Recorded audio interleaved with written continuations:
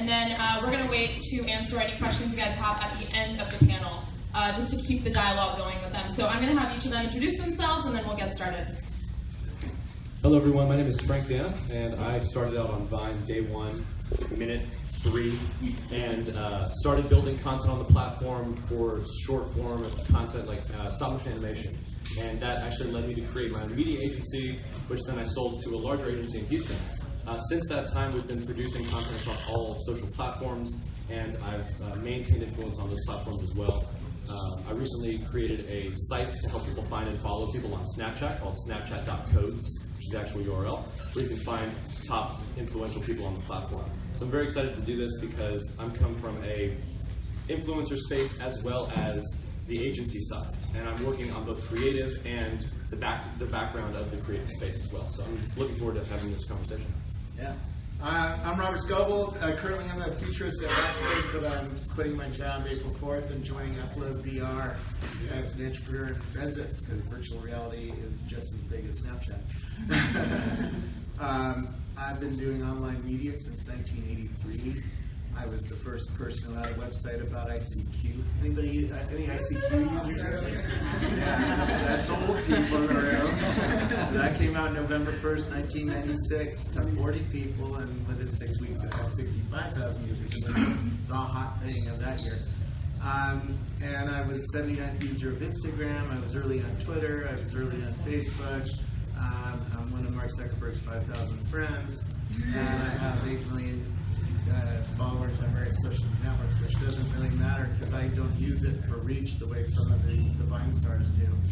I use it to build relationships with people in the internet. They're discovering a new thing, like old people are discovering Snapchat right now. The young people discovered it 2 years ago, right?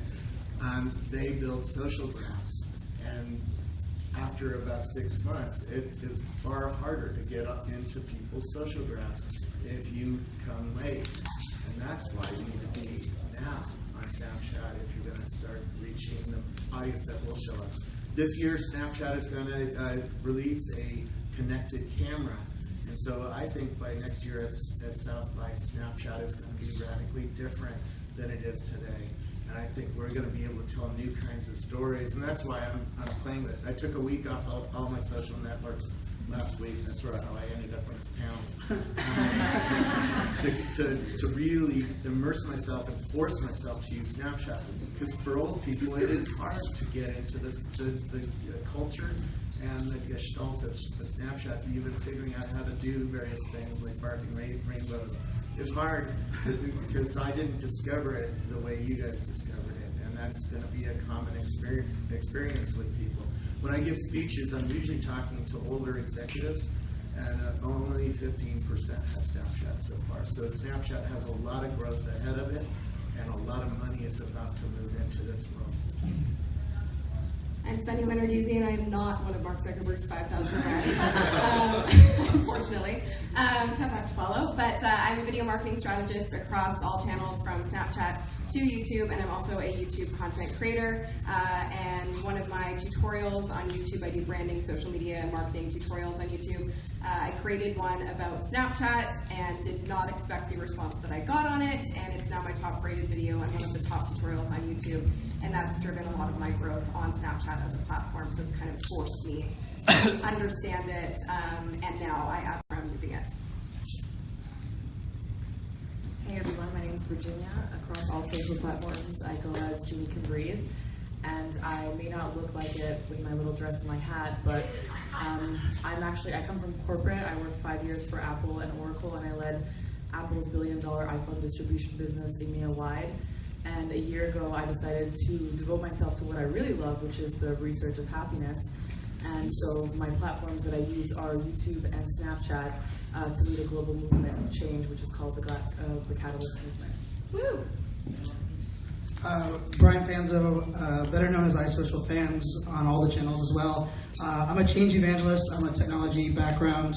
I actually built most of my career after Robert Scoble, so very, very cool thing on that side. I wrote a blog post December 4th, 2014, calling Snapchat the dumbest platform that ever existed, and that Evan was an idiot for not selling it. I quickly learned, I actually listened to a shout out to Del Mundo and Nick Cicero, that listened to podcasts, and listen to some of the great Snapchatters and how they tell stories.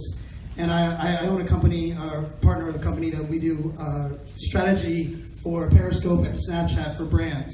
So I think this whole influencer game is really interesting because I think the difference between, and I call it the Matthew McConaughey philosophy, no one's buying a Lincoln because he drives, or he gives you a commercial, because none of us believe that he actually drives a Lincoln.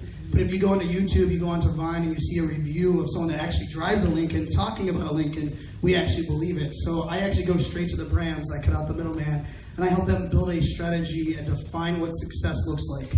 And then I help them identify the actual right influencers, not just people with a bunch of reach that have no connection to their community that cannot actually get success. So I do a lot with the live streaming space, Facebook Live, Periscope, Blab. I did 25 hours of content for the Super Bowl on the live streaming space. What's the future of social media?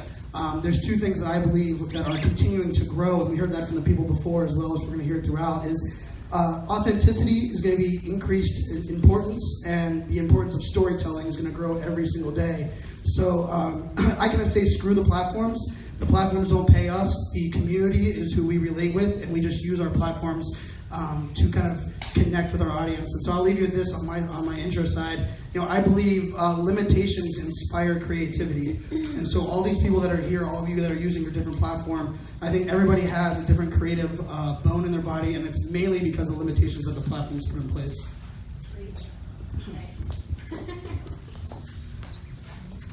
Okay, well, they're all very qualified, so let's get into the first question. So the first question is really going to be basic, just to lay the foundation. How is Snapchat different from other social networks? And specifically, I think that we all understand through relativity, and we have to compare it. We don't know what night is if we don't know what day it is, right? And so I think a lot of people, when you have a conversation with them about Snapchat necessarily, they say, I don't get it. It's just 10 seconds of video. And when you really take a deep dive into components like they mentioned, like storytelling, like influence, like attention that they talked about earlier, you understand why Snapchat has gone so viral, and its organic growth has really, really been astonishing. So the first question is, from each of you, if you guys could just tell us how Snapchat is different from one social network. We're short on time, so let's just focus on one, and then talk a little bit about the elements of maybe the engagement, how it works, as well as the functionality that's different from those platforms. How many of you watched either Saved by the Bell, Seinfeld, or Friends in the 90s? Okay.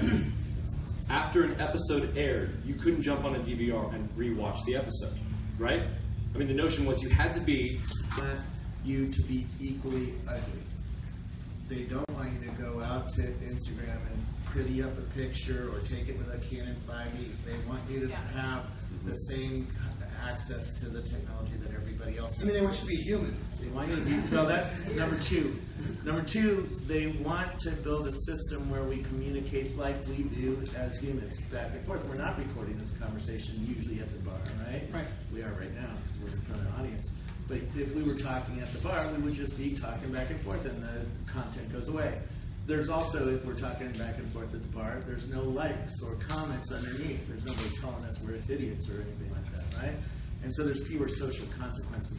I have a 22-year-old son, and he and his friend really spent a lot of time talking to me about consequences in high school around clicking the wrong like on the wrong girl's photo or commenting in the wrong way, and their other friends would give them shit, and then there would be consequences. And then certainly if there was consequences if they were at a party and took pictures of drinking and mom and dad found out, there was other kinds of consequences, right?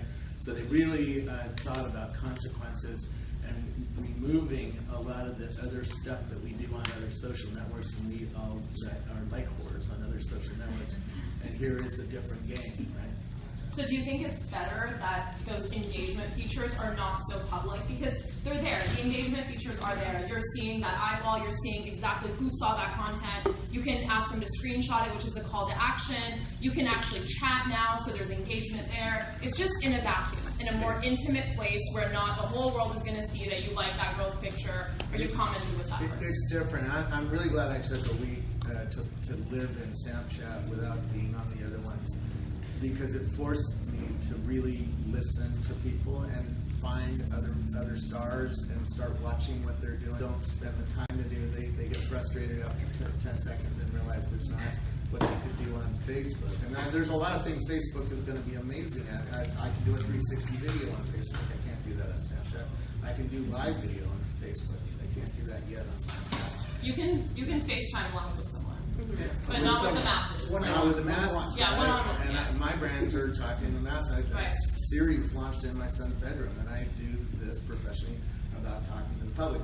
When you're young, you don't really have anything to say to the public. You know, you don't yet have a portfolio Right. for it. You don't Very yet true. have a thing you want to put out there to try to get employers or brands or sponsors or anything like that, and you switch over.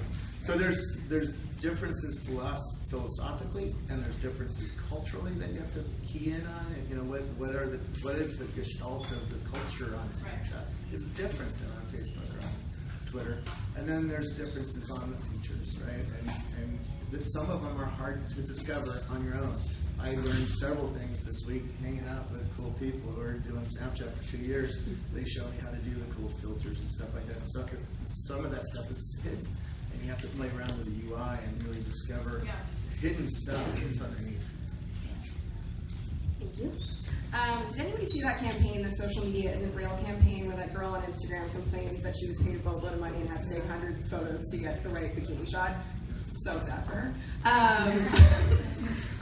But the social media isn't real campaign came from a place of this time period where we were making everything look so perfect. So to follow up on what you said, the reason that Snapchat, I think, is blowing up so much is because it really does humanize you, and it capitalizes on imperfect moments and unprecious moments. And you can see the biggest celebrities in the world, what they do on their day-to-day basis, and we're all obsessed with that culture. That's why People Magazine. So I think it's the imperfect, the unprecious moments of your life, and also from a customer service perspective, I find for brands, Snapchat is one of the greatest tools, because there is a sense of fear for a lot of people to speak out on other social networks, although there are the trolls and whatever, and they'll bash you left, right, and center regardless. Snapchat, I find the conversations are much more intelligent, and people will give you more honest feedback because it's in a very private forum. And if brands are doing it right, they are being human, and so people feel more comfortable talking to you, because at the end of the day, we've all said this before, people don't want to interact with the brand, they want to interact with the human. So you have to humanize your brand. And some of the brands that I think do a really great job at it are Everlane. I think they're an incredible example. So if you want a great brand to follow, as well as Subway does a really great job on Snapchat too, and I'm sure that everybody here has some other examples that they'll tell you about. Yeah, so I think that one of the things that Snapchat really stars at is the gamification aspect.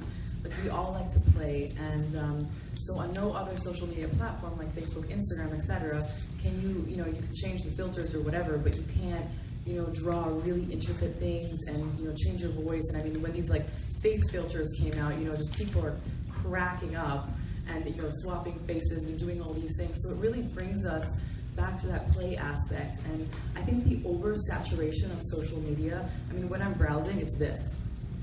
I'm not looking at anyone. Unless there's like a dick pic on Facebook, I'm not going to stop for it. I don't know, actually. And so Snapchat is really a one-to-one experience. How we were talking about the face-to-face. It's like this. I'm seeing you, and yes, I can skip. But if you're making really engaging content, like Danny Burke actually says this, he says it's all about that first snap, it's that introduction, That is right there. I'm sure he'll tell you all about that later. And it's such a personal experience, and that's, you probably saw me passing them around before. So when you have this, it's just like a symbol, right? It's like you see this on the street corner, you're like, oh, I gotta add this person, they're on Snapchat, like let's see into their lives, like what's gonna happen? Like anything can show up. And that's why I've been having a lot of fun with it. I mean, because I'm a YouTuber, I've been on YouTube for 10 years, nobody gave a shit about anything I did. I was just somewhere where I could upload, my travel videos and everything. And as soon as I got onto Snapchat, because I thought, well, who's gonna care about what I do? Well, people who know who I am as a person. And so I've given them that, that possibility to see me every day when I just wake up, those really unfiltered selfies. And within that, when I started bringing that to other platforms, and I got 500,000 reach on YouTube, on Facebook within 1 month. So it just like, it changes that around because it brings people, from you to your other things.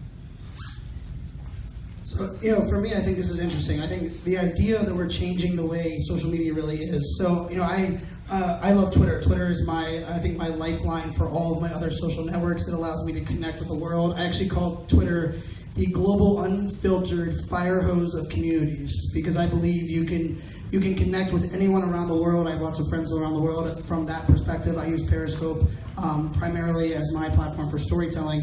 But the ability on Snapchat to tell a story, kind of summarizing a lot of this, is it's a one-to-many posting and it's a one-to-one reply. And how many people here are tired of crap of looking at their Facebook page or their Twitter page, and the only reason people comment is because they want to be heard or they want to be seen. They don't actually want you to reply. They just reply because they want, hey, I want Robert Scoble to reply back, or I want everybody to know that, I had Tristan Tales reply back to me on Twitter. But on Snapchat, when someone replies, the only person that knows is the actual creator. So guess what that requires? You actually care. So I told you in 2014, December 4th, I wrote the blog post that said Snapchat sucks. June 4th of this past year, I switched to using Snapchat as my first app to open every single morning. And the reason that is because every person that replies to me on Snapchat actually cares about me responding. The 63,000 followers I have on Twitter, half of them are followers. And I think it's a very important conversation we're having now. They don't call Snapchat followers, they actually call them friends, right? And so the way I look at this is, I'm very influential on Twitter without having very much of a following, and I think that's the trend we're moving towards. I'm the 9th most influential Twitter person here at South by Southwest as of yesterday, and I have 64,000 followers. Not very many followers, but my audience engages, because that's the key, and that's the thing on Snapchat. I respect the Snapchat artists beyond anything else because of that. And so for me, if you're comparing these platforms, I actually believe Snapchat is exemplifying you build a community, not following. And it's not really about the platform, it's about the people connecting with you. And to your point, I love it. It's really hard to find people, but it's really hard to find friends and people that you actually care about. And it should be hard to build that following, because when you build a following on Snapchat, I celebrate. I did a dance around my apartment because I got 500 views on a story, and I have 64,000 followers on Twitter. How is that even relate, right? That's the change in mindset. Those 500 people took the time out, captured attention to actually watch a snap, compared to 60,000 people that might see a tweet when you put it out. So that's kind of how I compare the two. Okay, so we're getting a little tight on time. I know you have to leave really quickly, so I'm just going to queue up soon. Okay, all right. So the next thing we're going to talk about really is storytelling. Because when you get down to the nitty-gritty, no narrative to back that up, if they don't know, like Victoria said, if they don't know who you are and you haven't made them care about you, it's not going to matter. They're not going to care about what you posted. It's really, really distracting. And so what you have to make sure of is that you're storytelling. And so I want to ask you guys what you guys think are the important elements of storytelling, and how is it that Snapchat is so much better at the storytelling thing than all the other social networks? I know that a lot of people are scared about the fact that it leaves after 24 hours, but I think even with that, the storytelling components of Snapchat are so much more impactful than any other brand that I follow on any other social network. I will follow every single Snapchat that Sephora puts out because I care about that new blush that's going to come out. But I'm not following them on Instagram, and I'm not following them on Facebook. And why is that? And so the question for you guys is tell me, what is the one thing that Snapchat has done really, really well to capture storytelling? And a tip about storytelling, what is the best way to tell your story when each Snapchat is only 10 seconds, but you're able to weave them together into a complete narrative? Brands, let me tell you something real quick. People don't care about the content that you post 10 days, 50 days, 100 days after you post it. So let me ask you a question. When was the last time you looked at an image that Mazda posted from 2 years ago? Never. So essentially what happens is brands are under the assumption that people are actually going to care about the content that they posted hours or days or weeks later. And so they're worried about Snapchat having content that disappears because they're saying, yeah, but if there was an opportunity for somebody to go back and look, that's a lie. No one's actually going to do that, unless it's like a Super Bowl commercial. So then we have to look at the notion that Snapchat gives you the opportunity to tell. Because I wanted you to understand as brands why I'm saying this. It's because I love you. 1 second. I'm going to sorry to cut you off. Go ahead. Can you just really quickly, just in case anyone doesn't know, can you tell them about how the stories work? Yeah, so because they might not know the lingo, how you submit it. Right. You can send it individually. You can send it to all of your friends. yeah, so what you can do with stories on the platform is you can do it a couple different ways. One, you can combine stories into an actual storyline. So you can actually build a reverse chronological order storyline that anyone can see, anyone that's following you. Or you can take a single snap or a group of snaps and send them to friends.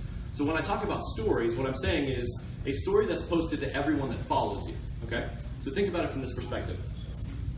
Facebook posts have a shelf life. That means that 90% of the people that will see the content will see it in under an hour and a half. And then it's gone. Then it's essentially in sort of a quasi-valuable trash can. It's worse than that. They won't distribute it after an hour and a half. Exactly. So it's even worse because Facebook pulls it back. Instagram is about 45 minutes. Twitter's about an hour. So if you post a single tweet, about an hour later, 90% of the people that would have engaged with that tweet have engaged with it, and then after that, no one's engaging with it. Forever. On Snapchat, you can post pieces of stories throughout a specific day. And every time you post a piece of a story, it pushes you back up to the front of the line. Could you imagine a brand posting 15 or 20 of the same exact tweets every day? You'd be like, goodbye, and then you kick the phone into a dumpster and you light the dumpster on fire. Like no brand is willing to post the same exact content 20 times in a day. But a brand could use Snapchat to post a story with different story elements 20 times a day. And every time you post that story, or post another piece of the story, either an image or a video up to 10 seconds long, it puts you to the front of the line so that you can re-engage. So what I'm on the time that people are going to engage with your content on Snapchat versus other platforms. So storytelling is powerful, and storytelling gets in front of more people because as you post content, it goes back to the front of the line, and it continues to build out that story. So it's a game changer. Yeah. I'm thinking about what, because a lot of us are thinking in our head, like, how do we build a personal brand on this? How do we, one, and then how do we use it to further the aims of brands who are going to sponsor us or whatnot? And for me, with my personal brand, I'm always thinking about who do I want to be known as and what kind of belief system in the viewer or the participant's head do I want to put up there so that they know what they're likely to get next from me, right? They don't expect me to do porn, right? But they expect me to bring them new technology and life, because that's what I've done since blogging came out in 2000. And so that's what I'm trying to do. I'm thinking about it right now. I have not yet begun to tell a good story on Snapchat because the gestalt and the culture is different than I'm thinking. But where I'm heading is I'm going to tell very specific stories that are going to tell the audience what they're likely to get next from me. And it's going to be a consistent kind of thing, and it's going to be very iterative. And the people who do it well in this room or outside, like my sister is one that I'm watching. He's an investor. Every day he gives me a little investor tip, right? And it fits into the culture, and it's good. And people at South by are talking about him as being one of the examples of an old guy who's using it to further a story. And that's what I'm going to try. So do you think that if you told that story, how does he feel the need to do it on Snapchat? How does he feel like Snapchat provides a different value? Because there's a different look at all the people in this room. We care about a new platform all of a sudden because the kids cared about it. And the kids cared about it, they're dragging in the rest of us, right? If I want to talk to my 22-year-old, I got to probably do it on Snapchat. I get faster responses from them on Snapchat than I do on Facebook Messenger. Yeah. Right? And so Yes. the people who are under 25 are pulling us in, and they're going to pull us in, and then they're going to hate it, right? And they're going to move on. They're going to move on to something else, maybe, but maybe not. Snapchat has a lot of life in front of it. I don't believe a lot of kids have moved on from Facebook. Everybody says Facebook's dead. No, I see the same kids on Facebook when it's appropriate, right? Because there's some things you can't do on Snapchat. Some things you need to go over to Twitter for. Some things you need to go to Instagram for. Use the right tool for the right job. You can't tell all stories on Snapchat. Sometimes you want to go to Medium and write a long-ass blog post, right, about why you quit your job. But you can't do that on Snapchat in 10 seconds and have it resonate with people. You can say to your Snapchat audience, hey, I just wrote a Medium post explaining why I quit my job. They'll read it, right? Everybody knows where you are. If they're on Snapchat, they know. Or you could do a video, which is 2 minutes with different segments, which I know Sunny does a lot of. Yeah. Yeah, thank you for that amazing segue. You were thinking what I was thinking. So from the content creation perspective for me, so I've been making videos on YouTube for a while now, but Snapchat changed the game for me because I'm now downloading my content on Snapchat and incorporating it into my YouTube videos. And I think the big thing with it is you can't think that it's 10-second portions. You just think of it as it is a story. That's why they call them stories. So when you're mapping out the content for the day, think about it as a whole and not these different little chunks that you're going to break it out into. So for me, that's a big part of it. A video. That video is the hotness right now. That's why Facebook is pushing it so hard. Every single platform has got it in the last year. Live streaming has now become such a huge thing. And Snapchat allows you to dive into video and be a part of it without that fear factor. And people don't expect, like I said before, perfection on Snapchat. So think of it as a content creation tool, and you can repurpose that content on other platforms as well to grow your following. Okay, so who here has ever edited a video? Yeah. There's a Right? few communicators in the room. It sucks. I've been on YouTube for 10 years, and when I make Casey Neistat-ass vlogs, it takes me like till 4 a.m. to edit it. So if you want to talk about ROI, time is the best indicator, okay? And the time that goes into editing any type of video content, all the money that you're paying your video team and your editors, which is a lot, you can save that. You're welcome. And so It's true. it really is. And so that's why I changed from YouTube to Snapchat really quickly, because all of a sudden I'm creating in the moment. Your post-production is zero if you're not a fancy drawer like these guys, which I do not know how to do. But you can write captions. You have everything you need as a video creator. And that's why I also think that vertical video in the future is going to become really, really popular, because we all want to save time. We have things to do. And so that's just what I love about it, because it's live creation in this very moment. And yeah, so that's the #1 ROI that I can give you guys. So, for me, I look at storytelling as, this is the difference between storytelling and broadcasting. Storytelling requires listening and understanding the create value, create great content. What the hell is great content? And how many people want to create a viral video? All that nonsense that's spewed out there. Well, viral, great content, and what is actually valuable is not determined by you, the creator. It's determined by your audience.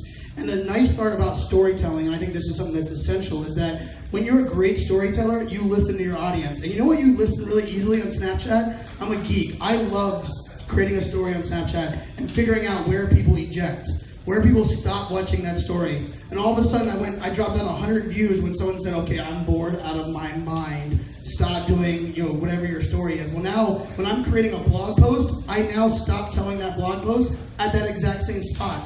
So I use a term called upcycling, and I recommend every person, every brand, stop creating content for content's sake.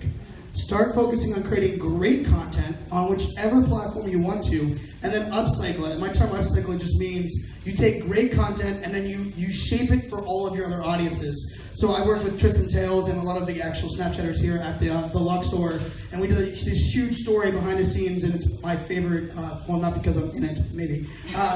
But Tristan blew my mind. I had no idea of the creativity that went into a Snapchat story. But what I did was I Periscope behind the scenes, and Periscope live streaming, what it is it's unfiltered and raw, and it just gives people a window into you as a creator. So for me, storytelling, part of the thing that's crazy is, like Sean, I had no idea how much time it takes Sean to create the crazy amount of graphics that Sean creates. But whenever he started firing it up on Meerkat and firing up on Periscope, my respect level for him went out the roof. All of a sudden, I started following everything he was doing. So for me, the element of storytelling is actually listening to your audience.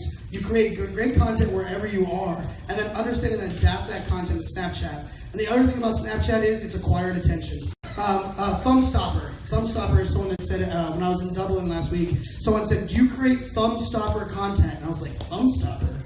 And if you think about it, we scroll through Instagram like this, we scroll through our Facebook feed like this. I don't scroll through Twitter, I use Twitter lists and tweet text, so I don't even really scroll through Twitter like that. But do you create Thumbstopper content? Well, on Snapchat, it's Thumbstopper content because you watch it.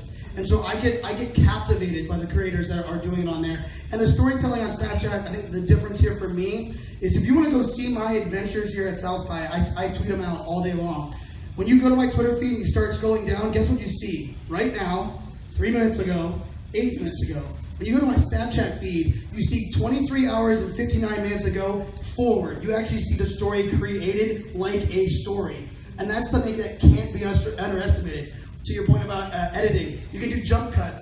You know how hard it is to do jump cuts and download and do all of those things? So the idea of understanding, and I guess my recommendation is, if you don't understand the storytelling on Snapchat, follow about 80% of the people in this room that are some of the very, very best at it. And the cool thing about storytelling is, you will never be perfect on it. I've studied Martin Luther King, I've studied Steve Jobs, I've studied Sandy Zuckerberg. They all do it differently. And the key about it is they understand their audience. Can I just give you an example about viral videos? Damn, Daniel. Yeah, to close out and to just round things out, I mean, I think we all understand now that storytelling is very powerful. Being able to resonate, being able to understand the elements of the story, even if they're not perfect, actually make a huge impact. And just like they said, the thumb stopper, yeah, I mean, that is a great example, right? When they're taking the time to click on your content every time you update it, that matters. It's not showing up on their feed on Twitter, it's not showing up on their feed for that impression to count. When they're looking at that content, they are paying attention because that's the only thing on this screen right here. And so I want to thank you guys all for sharing your insights. I think it was really, really valuable. Definitely follow all these folks on social, specifically Snapchat. We have another panel coming up around influencers, but before that, I want to ask Ian Walsh to come up here. He is from Track Maven. He's going to tell us a little bit about them. And I want to thank you guys for sponsoring this awesome event. Thank you.